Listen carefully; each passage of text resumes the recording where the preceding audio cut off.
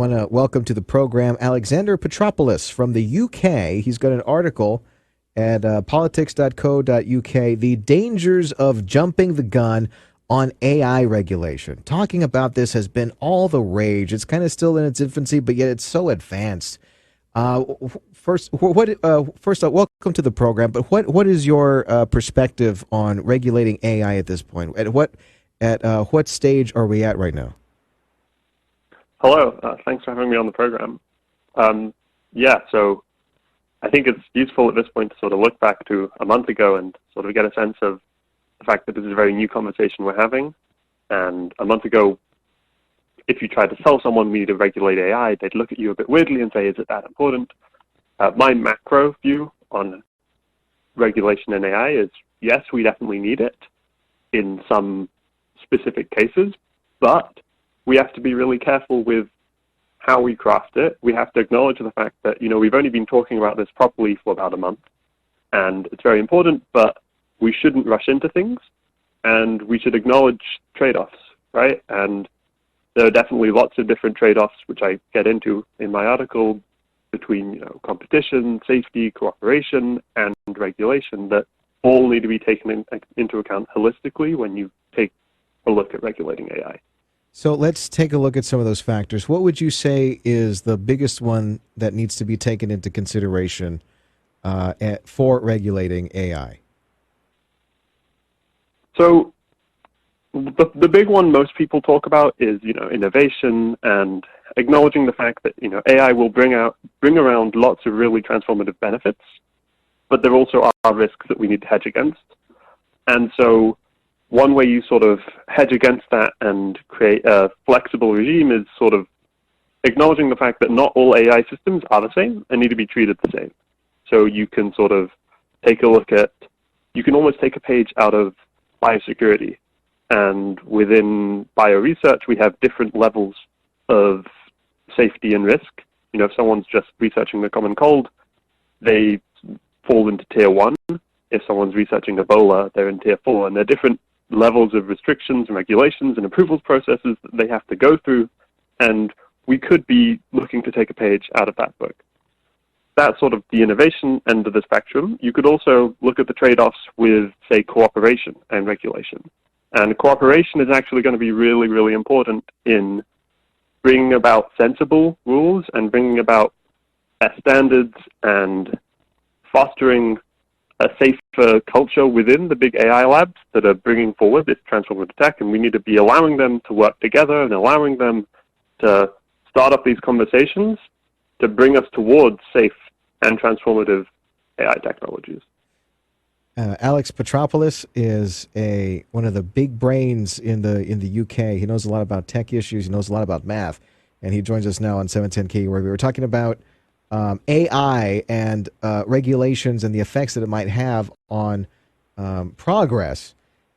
So there's different types of AI, and I'm sure each nation is going to have their kind of different perspectives and viewpoints on how to regulate it, which is another interesting dynamic, how each area is going to decide on regulating it. But you were mentioning AI being used for different industries and hubs of academia.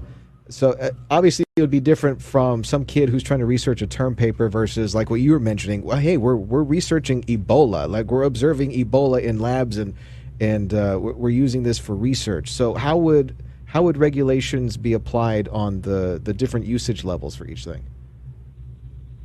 Yeah, so at the end of the day, in the long term, we do need to look about sort of setting up some sort of regulatory body. What that looks like, there are a lot of questions to be asked, and there has to be essentially some sort of international element towards that. You've seen people throwing around lots of different acronyms these days, CERN for AI, or modeling on the IEAE, which is it's the nuclear regulator essentially, or model it on the IATA, which is the airplane regulator. There are lots of different models that you can draw from and look from, but at the end of the day, you do need a regulator standing there making those decisions.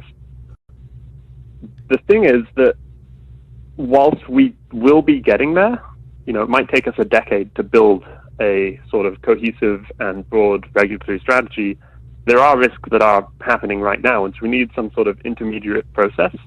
And so almost a self-regulatory approach from within the AI industry is something we should be looking to foster at the same time. You mentioned in your article the goal is to strike a healthy balance between competition and safety. And you mentioned just right now about having, we should move towards some sort of international agreement as to how to regulate AI. The conversation that I've been pondering about and keeping an eye on is we're having all these conversations in America about what we should be doing with AI. And we have another international global superpower that's rising in China. And I'm sure, I don't know if they would have the same sentiments toward AI as America would.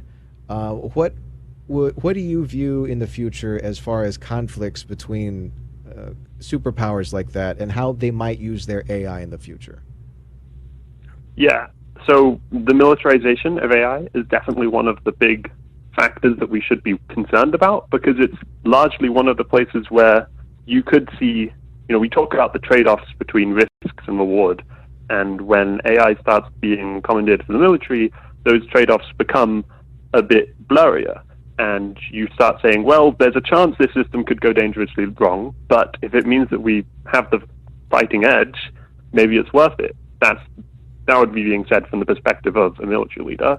So we do need to almost approach this from the same lens we approach nuclear controls and nuclear arms deals, in saying, this is really powerful, this could go really, really wrong.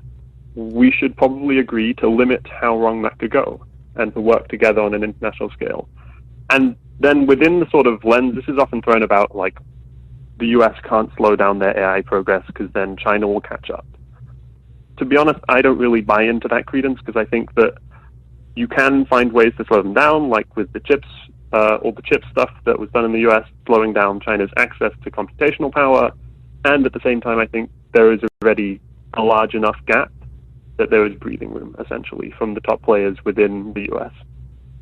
We're talking with Alexander Petropoulos from the UK. He is a tech expert. We're talking about AI on 710 KURV. And what do you feel that people are missing the most in this discussion? Like, do you feel like a lot of people are missing the point when it comes to regulating AI and the struggle, the dynamic between keeping a lid on it and helping it flourish? What do you think people are missing the most? So, again, a month ago, I would have said what we were missing is people actually talking about it and people caring about it and people understanding why they should care about it. We're actually past that point. I think a lot of people, I think the public in general, I think policymakers, I think politicians all understand why this is something that we really need to take seriously and we really need to address head on. What we're missing right now is actually some really strong, concrete policy proposals.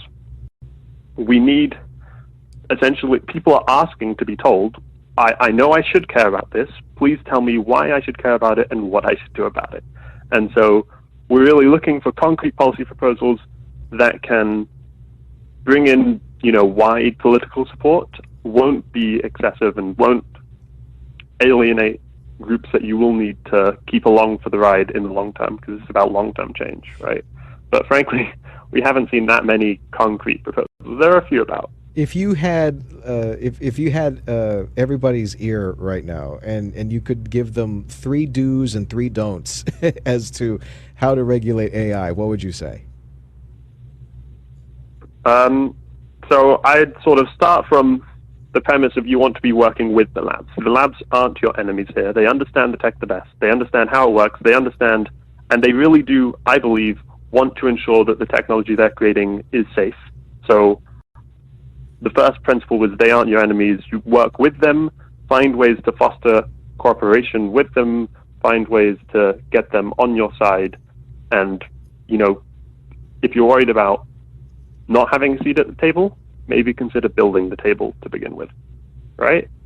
A second thing I'd sort of recommend to look at is we need to ensure that our regulations are long-lasting and adaptive to what AI may look like within 10 years, 20 years, 30 years. The thing is, The issue with trying to go with a really concrete, specific regulatory approach, where you say, this is really, I'm defining, this is what AI looks like now, and these are the harms I see now, is you could lull yourself into a false sense of security and find yourself with an AI risk that appears later down the line that hasn't, your regulatory regime was so strict and so specific that it hasn't accounted for this. So really focus on, when you're defining these harms, sort of focus on harms-based regulation. You start at the top, you say, these are the harms that we want to stop. We want to make sure AI doesn't kill people. We want to make sure that AI doesn't discriminate. We want to make sure that AI doesn't have bias. You really broad-reaching harms at the top, and then let the experts, who will hopefully be in your regulator, figure out how to actually do that, right? So you start from the top as a politician. You say, this is what I want to stop. Really broad, make sure it will be long-lasting, and then let the experts run with it, and let the experts figure out exactly how to go about and do that. Do you have faith that we'll move in that general direction? I think I do have faith, to be honest. I think that within AI safety and within the AI risk world, the part of the world that, the part of all the work that's being done, the work that gives me the most confidence that we'll get this right, is the governance and the policy work, is all the people working on convincing policymakers, convincing politicians, which says a lot because my baseline faith within government is quite low. And so you're not alone. So to be saying I do actually have a lot of faith that especially in the UK, politicians have really understand it. They're taking it seriously. Policymakers are taking it seriously. The people working on it that I've met are some of the smartest people I've met in my lifetime. So I do actually have quite a lot of confidence. And I think that we're going to get through this on the political end and the policy end rather than the technical end, I think. Hoping that the people working at the labs figure out some technical solution that will mean that AI will be safe forever. It could happen. That would be great. But I wouldn't put all our money on it.